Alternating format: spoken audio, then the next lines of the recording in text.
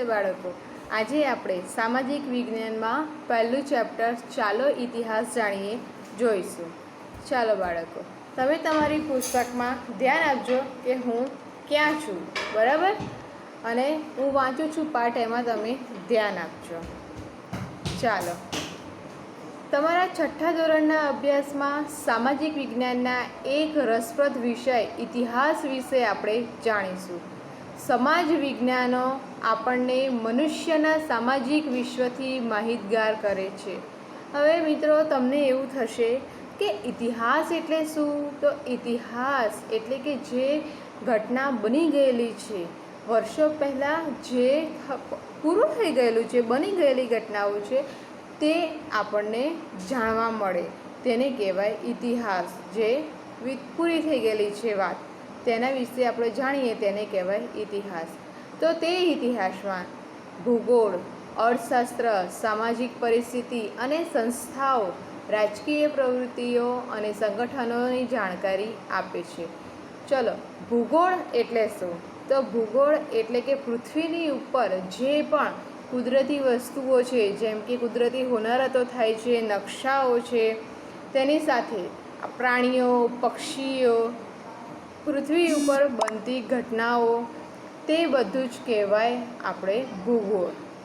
ભૂગોળની અંદર પૃથ્વીના તળની પણ માહિતી આવે છે, પાણી, જળ સપાટી, તેની બધી પણ માહિતી આપણને જોવા મળે છે। અને અર્થશાસ્ત્રમાં આપણને નાણાકીય વહીવટી બાબતો જાણવા મળે છે। સામાજિક પરિસ્થિતિ અને સંસ્થાઓ, તો હાલમાં સામાજિક પરિસ્થિતિ કેવી છે, સંસ્થાઓ જે ઊભી થયેલી છે, સરકારી છે, પ્રાઇવેટ છે, તે સંસ્થાઓ, રાજકીય પ્રવૃત્તિઓ, સરકાર જે નિયમો ઘડી રહ્યા છે તેવી બધી પ્રવૃત્તિઓ રાજકીય પ્રવૃત્તિઓ છે। અને સંગઠનોની જાણકારી આપે છે। સંગઠનો એટલે કે બહુ બધી શક્તિઓ ભેગી થઈ અને જે સંગઠન બને છે, એક સમૂહ બને છે, તેને કહેવાય સંગઠનો। ઇતિહાસ વિષય સિવાયના સમાજ વિજ્ઞાનો આપણને વર્તમાન સમાજ જીવનનો પરિચય કરાવે છે। ઇતિહાસ વિષય સમાજ વિજ્ઞાન આપણને વર્તમાન સમાજ જીવનનો પરિચય કરાવે છે। એટલે કે હાલમાં કેવી પરિસ્થિતિ છે અને પહેલાં કેવી પરિસ્થિતિ હતી, તેનો આપણને પરિચય કરાવે છે। જ્યારે ઇતિહાસ માનવ સમાજના ભૂતકાળની માહિતી આપે છે। ભૂતકાળમાં જે બની ચૂક્યું છે, જેમ કે તમારા દાદીમા, દાદા, બા, એ તમને કહેતા હશે કે તમને ભૂતકાળમાં શું બની ગયું છે, કે એમની જમાનામાં શું ચાલતું હતું, અત્યારે હાલમાં શું ચાલી રહ્યું છે, તેના વિશે આપણને જાણકારી આપે છે। તો તે કહેવાય ભૂતકાળ, કે જે બની ગયેલી વસ્તુ છે, જેની મદદથી આપણે વર્તમાનની જાણકારી મેળવી શકીએ છીએ, તેને જાણી શકીએ છીએ। એટલે કે પહેલાં શું હતું અને અત્યારે શું ચાલી રહ્યું છે, તેના વિશે આપણે જાણી શકીએ છીએ। શું આપણે ભૂતકાળના જ્ઞાન વગર વર્તમાન સમાજ જીવનને સમજી શકીએ? ના, કારણ કે ભૂતકાળમાં શું હતું તે આપણને ખબર હોય તો વર્તમાનમાં આપણે સમજી શકીએ કે પહેલાં જમાનામાં તો કોઈ જ સુવિધા ઉપલબ્ધ ન હતી, જ્યારે અત્યારે તો બહુ જ બધી સુવિધાઓ છે। માનવે જ્યારે અગ્નિનો ઉપયોગ શરૂ કર્યો ન હતો, ત્યારે તેનું જીવન કેવું હતું? એનો મતલબ કે અગ્નિ ન હતી તો અંધકારમય જીવન હતું, છતાં પણ તે જીવી રહ્યો। તમે એ બાબતને કલ્પના કરો કે માનવી ખેતીવાડી, રસ્તા, વાહન વ્યવહાર, મકાનો વગર કેવી રીતે રહેતો હશે? તો ન એમની પાસે ખેતીવાડી, ખેતરો હતા, કે ન રસ્તા હતા, ન વાહન વ્યવહાર, કે ન મકાનો, છતાં બી તે માનવી કેવી રીતે રહ્યો હશે, તે આપણું વિચારવું જ રહ્યું। ઇતિહાસ આપણને માનવ જીવનના આવા વિવિધ રસપ્રદ પાસાઓ વિશે જાણકારી આપે છે। ઇતિહાસ આપણને ભૂતકાળના જુદા જીવનની સફર કરાવે છે। એક યુગમાંથી બીજા અને બીજામાંથી ત્રીજા, એમ અનેક યુગોના માનવ જીવનના રીત રિવાજો, માન્યતાઓ, તેમના ખોરાક, પોશાક વિશેની માહિતી આપે છે। એટલે કે એવું કહેવા માગે છે કે ઇતિહાસ દ્વારા આપણે વર્ષો પહેલાં, સદીઓ સદી જે પરિવર્તન આવતા રહ્યા છે, કે કંઈક બદલાતું રહ્યું છે, પહેલાં શું હતું, પછી શું હતું, તે બધું બદલાતું રહે છે, તે આપણે જાણી શકીએ છીએ ઇતિહાસ દ્વારા। તો આપણે જાણે કે આપણે કોઈ જુદા જ વિશ્વમાં વિહરતા હોઈએ. પહેલાં જમાનામાં જે હતું તેના કરતાં અત્યારે કંઈક અલગ જ છે તે આપણે જાણી શકીએ છીએ. આપણે ભૂતકાળના માનવ સમાજનું અધ્યયન શા માટે કરવું જોઈએ એવો વિચાર તમને આવતો હશે. કારણ કે ભૂતકાળ સમાજનું અધ્યયન ન કરીએ તો આપણને ખબર ના પડે કે અત્યારે આપણી પાસે કેટલી બધી ફેસિલિટી છે, છતાં બી આપણને મુશ્કેલીઓ પડે છે. તો પહેલાંના જમાનામાં બધા માનવોને બહુ જ મુશ્કેલીઓ પડતી, છતાં બી તેઓ લોકો મહેનત કરીને જિંદગી ગુજારતા હતા. ઇતિહાસ માત્ર ભૂતકાળની જ બાબતો સાથે સંકળાયેલી નથી, તે વર્તમાનકાળની વ્યવસ્થા સાથે કડીરૂપ છે. કારણ કે ભૂતકાળમાં જે મુશ્કેલીઓ પડી તેનાથી માનવીએ આગળ ને આગળ શોધો કરતો ગયો અને હાલમાં આપણને ઘણી બધી ફેસિલિટીઓ મળે છે. તો આપણા પૂર્વજો કેવા હતા, તે ક્યાં રહેતા હતા, શું ખાતા હતા, તેમના જીવનની અનેક મહત્ત્વપૂર્ણ બાબતોની માહિતી આપી ઇતિહાસ આપણને માનવીના જીવનમાં આવેલા પરિવર્તનોથી માહિતગાર કરે છે. કારણ કે સૌથી પહેલાં તો જે આદિમાનવો હતા તે લોકો કેવી જિંદગી જીવતા હતા અને એ આપણે અત્યારે કેટલું પરિવર્તન આવી ગયું છે તે આપણે આ ઇતિહાસ દ્વારા જાણી શકીએ છીએ. તો હવે આપણે જોઈએ તો ઇતિહાસ જાણવાના સ્ત્રોતો. તો ઇતિહાસ જાણવાના સ્ત્રોતો વિશે આપણે જોઈશું. તો ઇતિહાસ જાણવાના સ્ત્રોતો એમાં ચિંતને વર્તમાનપત્રમાં વાંચ્યું કે ગુજરાતના કચ્છમાં 4000 વર્ષ જૂનું શહેર મળી આવ્યું છે. કેટલા વર્ષ જૂનું? 4000 વર્ષ જૂનું. તેને આશ્ચર્ય થયું, એટલે કે નવાઈ લાગી કે આપણે કેવી રીતે જાણી શકીએ કે આ શહેર 4000 વર્ષો જેટલું જૂનું છે. કેવી રીતે ખબર પડે? તે કોણે અને કેવી રીતે બાંધ્યું હશે? ત્યાંના લોકો કેવો ખોરાક ખાતા હશે, કેવા કપડાં પહેરતા હશે? તેઓ એને આપણને પણ ક્વેશ્ચન થાય અને તે ચિંતનને પણ એવું થયું. તો એને પણ નવાઈ લાગી કે 4000 વર્ષ જૂનું શહેર એટલે કે કેવું હશે. તો આગળ જુઓ. પ્રવૃત્તિ છે, તમે ભારતના નકશામાં નર્મદા નદી શોધી કાઢો. હજારો વર્ષ પહેલાં નર્મદા કિનારે માનવો વસતા હતા. તો આ પ્રવૃત્તિ આપણે જ્યારે નકશાકૃતિ પૂરીશું ત્યારે આપણે જોઈશું. અને નર્મદા નદી ઘણા બધાએ જોઈ હશે. ત્યાં આગળ પણ આવા માનવો પહેલાં એના નર્મદાના કિનારે વસતા હતા. ચાલો આગળ. આપણે ઇતિહાસ કેવી રીતે જાણી શકીએ તે ક્વેશ્ચન આગળ હતો, તે હવે આગળ આવીશું કે ઇતિહાસ જાણવા માટે આપણી પાસે જુદા જુદા સાધનો છે. તો જુઓ નીચે કે ઇતિહાસ જાણવા માટે આપણા પાસે જુદા જુદા સાધનો છે. તો પહેલો જુઓ કે તાળપત્ર અને ભોજપત્ર. તો તાળપત્ર અને ભોજપત્ર. તો તાળપત્ર એટલે શું અને ભોજપત્ર એટલે શું? તો આપણે આગળ જોઈએ. પ્રાચીન સમયમાં માનવી લખવા માટે તાળપત્ર કે ભોજપત્રનો ઉપયોગ કરતો, જેને આપણે હસ્તપ્રત કહીએ છીએ. હસ્તપ્રત એટલે કે હાથથી લખેલા. તાળપત્ર એટલે કે તાળના વૃક્ષના પર્ણમાં લખાયેલી હસ્તપ્રતો. એટલે કે તાળનું જે ઝાડ હોય તેના જે પાન હોય, પર્ણ એટલે પાન, તેના પર હાથથી લખાયેલો એક સંદેશ. અને ભોજપત્ર એટલે કે હિમાલયમાં થતા ભુર્જ નામના વૃક્ષોની પાતળી આંતરછાલ ઉપર લખાયેલ હસ્તપ્રતો. ભોજપત્ર એટલે હિમાલયમાં એક ભુર્જ નામનું વૃક્ષ થાય છે, તેની પાતળી આંતર એટલે કે અંદરની છાલ કાઢી અને તેમાં હાથથી લખાયેલા સંદેશાઓ. તો તાળના પર્ણ પર અને ભુર્જ જેવા વૃક્ષોની છાલ પર તેઓ હસ્તપ્રતો લખતા. તેમાંથી આપણને તેમની ભાષા અને જીવન જીવવાની પદ્ધતિની જાણકારી મળે છે. આવી અનેક હસ્તપ્રતો મળી છે, જેમાં તાળપત્ર અને ભોજપત્ર પર લખેલી હસ્તપ્રતોમાંથી ભારતના પ્રાચીન યુગના માનવી વિશે આપણે માહિતી મળે છે. એટલે કે પહેલાં જે જમાનાના માણસો હતા તેમના વિશે આપણને માહિતી મળે છે. તો બાળકો, હવે તમારે તાળપત્ર અને ભોજપત્ર વિશે જાણવું છે આગળ, તો આપણે તેનો વિડીયો પણ એક જોઈએ, જેનાથી તમને સમજ પડે કે આપણે તાળપત્ર અને ભોજપત્ર કેવા છે. નમસ્કાર. અત્યારે આપણી પાસે કોઈ અગત્યની ઇવેન્ટ કે મહત્વની માહિતી સાચવવા માટે cellphone, computer, laptop, pendrive, hard disk વગેરે જેવા આધુનિક સુવિધાઓ સાધનો છે. જ્યારે ડિજિટલ યુગની શરૂઆત નહોતી થઈ ત્યારે આ માહિતી પુસ્તકના સ્વરૂપમાં સચવાતી, પરંતુ જ્યારે કાગળની શોધ નહોતી થઈ ત્યારે તાડપત્રો, ભોજપત્રો, અભિલેખો, તામ્રપત્રો, સુવર્ણપત્રો, વિવિધ ધાતુના સિક્કાઓ, રમકડા વગેરે સાધનો ઇતિહાસ જાણવા માટેના અગત્યના સ્ત્રોત ગણાતા. અગત્યની વિગતો સાચવવા તાડપત્ર અને ભોજપત્ર ખૂબ જ ઉપયોગી હતા. તાડપત્ર અને ભોજપત્ર પર લખેલી હસ્તપ્રતોમાંથી આપણને દુનિયાના પ્રાચીન યુગના માનવી વિશેની માહિતી મળે, જે ખૂબ જ ઉપયોગી બને છે.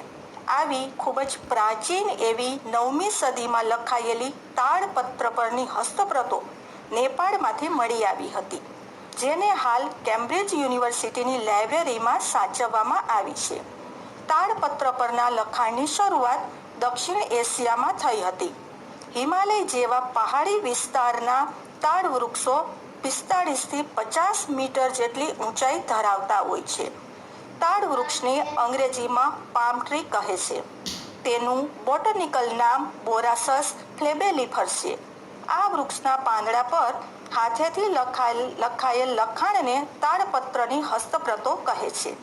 લાકડાની કલમ અને વનસ્પતિના રસનો શાહી તરીકે ઉપયોગ કરી લખાણ લખવામાં આવતું હતું. ઇતિહાસ જાણવા માટે તાડપત્ર ખૂબ જ ઉપયોગી હતું. તેવું જ બીજું ઉપયોગી સાધન છે ભોજપત્ર. ભોજપત્ર એટલે હિમાલયમાં થતા ભુર્જ નામના વૃક્ષોની પાતળી આંતરછાલ પર લખાયેલ હસ્તપ્રતો.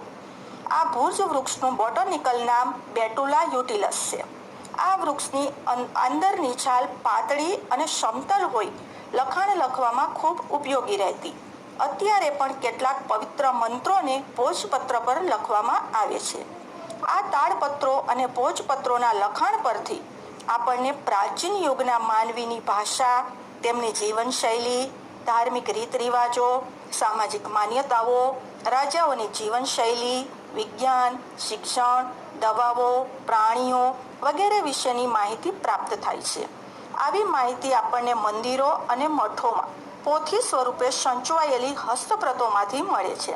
સંસ્કૃત, પ્રાકૃત અને તમિલ ભાષામાં લખાયેલ આ લખાણોમાં કવિતા, નાટકો, વાર્તા અને મહાકાવ્યોનો પણ સમાવેશ થાય છે. ધન્યવાદ. તો બાળકો, હવે આપણે તાડપત્ર અને ભોજપત્ર વિશે વિડીયો દ્વારા પણ જાણ્યું, અને આપણા પુસ્તકમાં પણ સરસ મજાના ચિત્ર છે તેનાથી પણ આપણે જાણી શકીએ છીએ કે તાડપત્ર પર કેવું લખેલું હશે અને ભોજપત્ર પર કેવું લખેલું હશે. તો બાળકો, આપણે તાડપત્ર એટલે શું તે એની વ્યાખ્યા આપણે લખવાની રહેશે, બરાબર. અને ભોજપત્રમાં પણ અંડરલાઈન આપણે કરીશું, બરાબર. તો આ આપણે એક વ્યાખ્યા લખવાની ને એને તૈયાર કરવાની રહેશે, બરાબર. ચાલો, હવે આપણે તાડપત્ર અને ભોજપત્ર વિશે માહિતી મળી. તો આવી હસ્તપ્રતો મંદિરો અને મઠોમાં સચવાયેલી છે. એટલે કે આવી બધી જે વસ્તુઓ મળેલી છે જૂની પુરાણી, તે મંદિરો અને મઠોમાં સચવાયેલી છે. જે મોટા મોટા કારાગારો હોય કે પછી મ્યુઝિયમ હોય એમાં સચવાયેલી છે. તેમાં સંસ્કૃત, પ્રાકૃત અને તમિલ ભાષાના લખાણો જોવા મળે છે. તેમાં કેવી ભાષાના લખાણો જોવા મળે છે? તો સંસ્કૃત, પ્રાકૃત અને તમિલ ભાષામાં લખાણો આપણને જોવા મળે છે. તો આ આપણે ધ્યાન રાખીશું, બરાબર. તો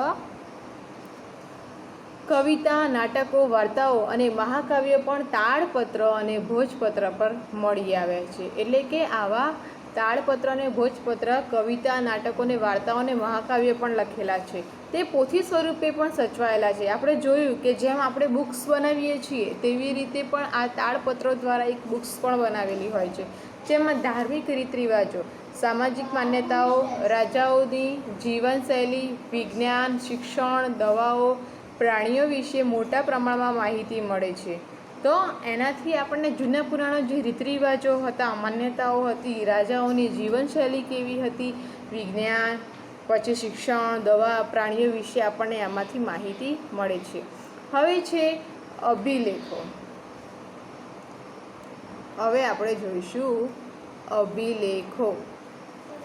તો ધાતુઓ અને પથ્થરો પર કોતરેલા કે લખેલા લેખ એટલે કે અભિલેખ. શું કહે છે? ધાતુઓ કે પથ્થર પર કોતરેલા લેખ એટલે તો અભિલેખ. તો આપણે આના પર અંડરલાઈન કરીશું અને આ પણ વ્યાખ્યા આપણે લખીશું કે અભિલેખ એટલે શું? તો ધાતુઓ અને પથ્થરો પર કોતરેલા લેખ એટલે કે અભિલેખ. તો આપણે અભિલેખો પણ ઇતિહાસ જાણી શકાય છે. તો આપણે અભિલેખો પર પણ એક વિડીયો જોઈશું, પણ પહેલાં એને સમજી લઈશું કે રાજા પોતાની આદેશો શિલાઓ પર કોતરાવી પ્રજા સાથે સંવાદ કરતા હતા. શિલાઓ એટલે કે મોટાના મોટા પથ્થર હોય તેના પર રાજાઓ કોતરાવી દે, લખી દે. આપણે કંડારેલી બધી મૂર્તિઓ જોઈ છે મંદિરમાં, એવી રીતે લખાણ કે સંદેશો હોય તે લખી દે અને પ્રજા સાથે સંવાદ એટલે કે વાતો કરે. પ્રાચીન ભારતના અનેક રાજાઓ અને રાણીઓ તેમના રાજ્ય, વિજય, ધર્મ અને સંસ્કૃતિની માહિતી આવા અભિલેખો પર અંકિત કરાવી છે. એટલે કે જ્યારે રાજાઓને કોઈ રાજ્ય મળે, કોઈ વિજય એટલે કે કોઈ રાજ્ય જીતી જાય કે કોઈ એમના ધર્મની કે સંસ્કૃતિની વાત હોય તો એ પણ એ પથ્થર ઉપર કોતરાવતા હતા અને એનાથી એ વર્ષો સુધી સચવાઈને રહેતું હતું. તો આવા શિલાલેખો અને અભિલેખો પર લખાયેલા લખાણો લાંબા સમય સુધી ટકી રહ્યા છે. કારણ કે તાડપત્ર ને ભોજપત્ર તો કદાચ પાના છે તો સડી પણ જાય, પરંતુ આ પથ્થર ઉપર કોતરેલું વર્ષો વર્ષ સુધી, લાંબા સમય સુધી સચવાયેલું રહે. અશોકના શિલાલેખો ખૂબ જ જાણીતા છે. તમે જાણતા હશો કે અશોકના જે શિલાલેખો છે, અશોક ચક્ર છે, પછી એ તમે જોયેલું હશે, અશોક એટલે મુદ્રા છે, એના પર લખેલું જે લખાણ છે તે વર્ષો વર્ષ સુધી જાળવી રખાય છે અને ટકી રહે છે. તો આપણે એના વિશે પણ આપણે આગળ એક વિડીયો જોઈશું કે અભિલેખો એટલે શું. તો અભિલેખો વિશે પણ આપણે જાણીશું. ચાલો એના વિશે આપણે એક વિડીયો જોઈએ. જુદા જુદા સમયના રાજાઓ અને નવાબો કોઈ પણ સંદેશાની આપ-લે અથવા તો અન્ય કોઈ રાજા સાથે સમજૂતી કરાર અથવા તો પોતાની સિદ્ધિઓ બિરદાવવા માટે ધાતુ કે પથ્થર ઉપર કોતરકામ કરાવતા હતા, જે આજના સમયમાં આપણે સંગ્રહાલયોમાં જોઈ શકીએ છીએ. એવી જ રીતે શિલાલેખો કે જેમાં સારા સંદેશાઓ લખવામાં આવ્યા છે તેને પણ સાચવવામાં આવ્યા છે.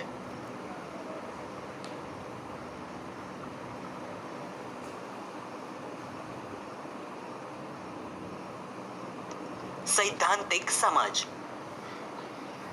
પહેલાના સમયમાં કોઈ પણ ઘટના બન્યા બાદ કે એ ઘટનાની અગાઉથી જાણ કરવા તેમજ અન્ય સંદેશાઓ એક જગ્યાએથી બીજી જગ્યાએ મોકલાવવા માટે રાજાઓ અલગ અલગ પત્રોનો ઉપયોગ કરતા, જેને અભિલેખો તરીકે ઓળખવામાં આવે છે. આ ઉપરાંત કોઈ આદેશ કે બીજા રાજ્ય સાથે સમજૂતી કરવા માટે ધાતુના પત્રા પર લખાણ કરવામાં આવતું, જે આજે પણ હયાત છે. આવા ધાતુ કે પથ્થર પર લખેલા લખાણવાળા અભિલેખો જ્યાં સાચવવામાં આવે છે તેને અભિલેખાગાર તરીકે ઓળખવામાં આવે છે. ઘણા રાજાઓ અલગ અલગ ધર્મના પ્રચાર માટે તેમજ આધ્યાત્મિક સંદેશાઓ માટે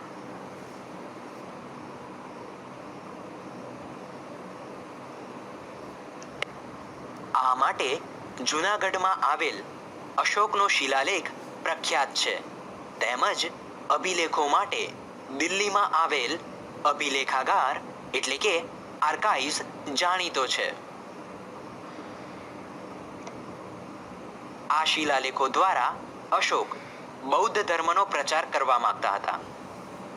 ઘણા શિલાલેખોમાં અલગ અલગ ભાષાઓનો ઉપયોગ થયેલો જોવા મળે છે અને જે આજ સુધી વણ ઉકેલ્યા રહ્યા છે. આ ઉપરાંત શિલાલેખ દ્વારા પુરાણો વિશેની માહિતી પણ સરળતાથી મળી રહે છે.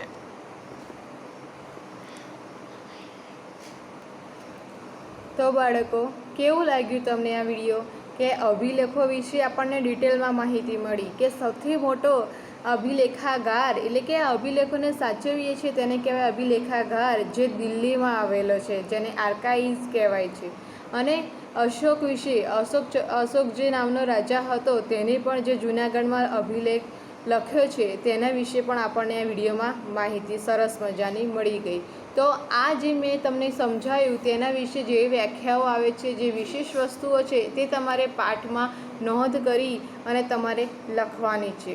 અને ન સમજ પડે તો તમારે મને લખીને રાખવાનું. જ્યારે આપણે કોઈ ડાઉટફુલ હશે, જ્યારે ડાઉટ હશે ત્યારે આપણે જે રાખીશું તેના મીટ પર આપણે મળીશું અને તેના પર આપણે એની ચર્ચા કરીશું. તો હવે આગળ જુઓ બાળકો કે આપણે આની અંદર પણ અશોકનો શિલાલેખ જૂનાગઢમાં બતાવેલો છે બુક્સમાં. જોયું તમે? એ પણ એક પોસ્ટ આપણને ફોટો આપેલો જ છે ચોપડીમાં. હવે આપણે આગળ જોઈશું કે તામ્રપત્રો. આપણે આગળ હવે જોઈશું તામ્રપત્રો. તામ્રપત્રો એટલે કે તામ્રથી જ આપણને જાણી શકાય કે તામ્ર એટલે કે તાંબુ. તો તાંબાના પતરા ઉપર કોતરેલા લખવામાં આવતું લખાણ એટલે કે તામ્રપત્ર. તાંબાના પતરા ઉપર કોતરીને લખવામાં આવતું લખાણ એટલે તામ્રપત્ર. તેમ તમારે અંડરલાઈન કરવાની રહેશે. તામ્રપત્રની વ્યાખ્યા એમાં અંડરલાઈન કરીશું આપણે.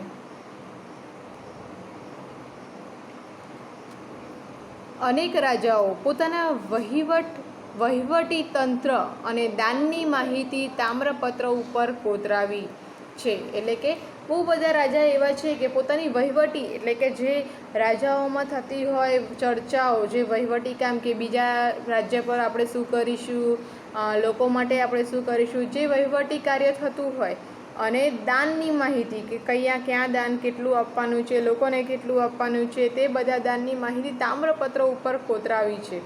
ગુજરાતમાં આવા તામ્રપત્રો મોટી સંખ્યામાં મળી આવ્યા છે. આપણા ગુજરાતમાં જ મોટી સંખ્યામાં તામ્રપત્રો મળી આવ્યા છે, જેમાંથી રાજાના નામ, તેના ધર્મ, વહીવટી તંત્ર અને દાન ધર્મની વિગતો મળે છે. શું કહે છે કે તેમાં શું મળી રહ્યું છે? તો રાજાના નામ, તેના ધર્મ એટલે કે તે કઈ ધર્મનો છે, વહીવટી તંત્ર તે કેવી રીતે કાર્ય કરતો હતો, અને દાન ધર્મની પણ માહિતી મળે છે. આવા તામ્રપત્રો શ્રી હેમચંદ્રાચાર્ય જૈન જ્ઞાન મંદિર, પાટણ એટલે કે ઉત્તર ગુજરાત સાઈડ આવેલું છે Patan, LD institute of Indology, Navrangpura, Ahmedabad, ભોજે અધ્યયન અને સંશોધન વિદ્યાભવન, અમદાવાદ, શ્રી મહાવીર જૈન આરાધના કેન્દ્ર અને કોબા એ જે ગાંધીનગરમાં આવેલું છે તેમાં સચવાયેલા છે. તો આ જેટલા બી આપેલા છે ત્યાં બધા તામ્રપત્રો સાચવીને મૂકવામાં આવેલા છે. તો આ જે જગ્યાએ કોઈને જવાનું થાય તો આપણે ધ્યાન આપવાનું કે અહીંયા તામ્રપત્રો સાચવીને મૂકવામાં આવ્યા છે. એટલે કે મ્યુઝિયમ જેવું છે કે જ્યાં તેને સાચવીને મૂકવામાં આવેલા છે. તો આપણે તામ્રપત્ર વિશે પણ આપણે જોઈએ. ચાલો તો બાળકો હવે આપણે ताम्रपत्र कोई वीडियो ये सब चमत्कार किसी देवता या किसी बाबा का नहीं, बल्कि 600 साल पहले लिखे गए एक ताम्रपत्र का है. लोग हैरान हैं, लेकिन चमत्कार पर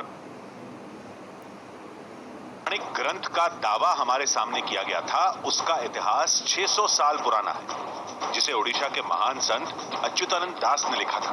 कहते हैं अच्युतानंद के पास भूत, भविष्य और वर्तमान देखने की अद्भुत क्षमता थी. ईश्वर से मिले इस वरदान की मदद से उन्होंने ताम्रपत्र पर एक पौराणिक ग्रंथ की रचना की थी. अच्युतानंद महापुरुष अपने तो मित्रों આપણને તામ્રપત્રનો વિડીયો તો નહીં પણ એના પોઝ થોડાક જોવા મળે. તો તમે જોયું છે કે તાંબા ઉપર કેટલું સુઘડતાથી લખ્યું છે, તેને લખવા માટે પણ કેટલી તકલીફ પડી હશે. તો આવા તામ્રપત્રો પણ હતા જે પહેલાંના જમાનામાં તેના પર માહિતી, સંદેશાઓ લખવા માટે કામ આવતા હતા. અને આપણે જોયું કે ક્યાં ક્યાં આ તામ્રપત્રો સચવાઈને રાખેલા છે. તો તમે આ બધા યાદ રાખજો કે ક્યાં ક્યાં સાચવીને રાખેલા છે. તો અહીંયા લખેલું છે કે તામ્રપત્રો Hemchandracharya Jain Gyan Mandir Patan, LD institute of Indology Navrangpura Ahmedabad, ભોજી અધ્યયન અને સંશોધન વિદ્યાભવન અમદાવાદ, શ્રી મહાવીર જૈન આરાધના કેન્દ્ર કોબા ગાંધીનગર. તો આ પણ એક મહત્ત્વનું છે, તે પણ તમારે મુદ્દામાં લખવાનું રહેશે. હવે આગળ છે સિક્કા. તો સિક્કા પણ ઇતિહાસ જાણવાનું અગત્યનું સાધન છે. સિક્કા પર રાજાનું નામ, તેના ધર્મ, સંસ્કૃતિ તથા તેના સમય વગેરેની માહિતી મળે છે. તો ભારતમાં ઈસવીસન પૂર્વે 5મી સદીના પંચમાર્ક સિક્કા મળી આવ્યા છે, જે સૌથી જૂના સિક્કા છે. તો આ સિવાય ગ્રીક રાજાઓ, મૌર્યકાળ અને ગુપ્ત યુગના અનેક સોના, ચાંદી, તાંબાના સિક્કા જે તે રાજ્યની સામાજિક, ધાર્મિક, આર્થિક અને રાજકીય માહિતી આપે છે. એટલે કે શું કહેવા માંગે છે કે પહેલાંમાં અલગ અલગ રાજાઓ હતા, જેમ કે ગ્રીક રાજાઓ, મૌર્યકાળ હતો એટલે મૌર્ય વંશના રાજાઓ હતા, ગુપ્ત યુગ એટલે ગુપ્ત વંશના રાજાઓ હતા. તે સોના, ચાંદી અને તાંબાના સિક્કાઓ જોવા મળતા હતા. પણ તે પણ એ લોકો કેવા સિક્કા બનાવતા કે એમનું રાજ્ય આવ્યું છે, એમનું રાજ આવ્યું છે, તો એમના ફોટાવાળા, એમના ધર્મવાળા તેવા સિક્કાઓ જાતે બનાવડાવતા હતા અને તે સિક્કાઓ જ તેમના રાજ્યમાં વેચાતા અને તે જ ચાલતા હતા, એટલે તેમની સંસ્કૃતિના. તો આપણે સિક્કા વિશે પણ થોડીક માહિતી આગળ મેળવીએ. જુઓ જરાક કે આગળ જોઈએ આપણે. જુઓ બાળકો, આ બધા અલગ અલગ પ્રકારના સિક્કા છે. તો આમાં બધા જ સિક્કા આવી ગયા. બધા દેશના જેટલા રાજાઓ બી બનાવ્યા હતા તે બધા અલગ અલગ પ્રકારના સિક્કાઓ જોવા મળે છે આપણને. જુઓ, તમારી ઘરે પણ આવા જૂના સિક્કા હશે, તમારા મમ્મી પપ્પાને કહેવાનું કે બતાવશે કે જૂના વર્ષો પહેલાં કેવા સિક્કાઓ હતા, તેનો સંગ્રહ દરેકના ઘરે કરેલો જ હોય છે.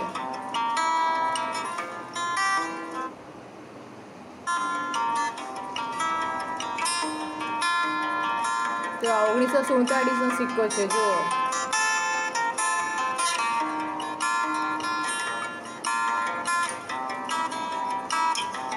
તો આમાં કંઈ લખેલું છે, રાજાનો ફોટો છે.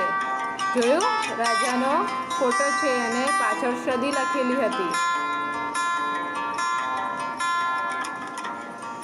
આની અંદર પણ જુઓ એનું નામ છે, એની કંપની મતલબ કે ઇન્ડિયાની છે ને 1839ની સદી છે. જુઓ,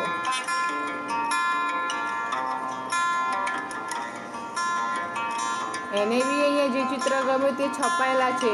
આવી રીતે અલગ અલગ પ્રકારના અલગ અલગ વિવિધ જાતના સિક્કાઓ. તો બાળકો, આપણે જોયા બધા અલગ અલગ સિક્કા, અને આપણા પુસ્તકમાં પણ અલગ અલગ આકૃતિવાળા સિક્કા આપેલા છે. તેમાં પંચમાર્ક સિક્કા પણ છે, જેમાં ધાતુના ટુકડાઓને છાપ ઉપસાવવા બીબામાં મૂકી દબાણ આપી બનાવાતા સિક્કાને પંચમાર્ક સિક્કા તરીકે ઓળખાય છે. તો આપણે હવે આટલે સુધી પાઠને રાખીશું. હવે આટલે સુધી તમારે તૈયાર કરવાનું છે મેન મુદ્દાઓ જે તમને તૈયાર કરવા, જેમ કે વ્યાખ્યાઓ હોય કે કંઈક આમાં શું પૂછાય છે, આમાં શું આપેલું છે એવું હોય, તે મુદ્દા આપણે પાઠનું નામ લખીને તે મુદ્દા લખીશું અને સ્વાધ્યાયની આગળ આપણે પ્રશ્નોની આપણે ચર્ચા પછી કરીશું. બરાબર? આમાં તમને કંઈ ખબર ના પડી હોય તો તમારે મને આગળ કહેવાનું છે. જ્યારે આપણે મીટમાંથી આપણે એક મીટિંગ રાખીશું 1 by 1, તેમાં ડાઉટ ક્લિયરિંગનો એક પિરિયડ રાખીશું. ઓકે? તો ચલો, આમાં સમજ પડી તમને? Okay, thank you.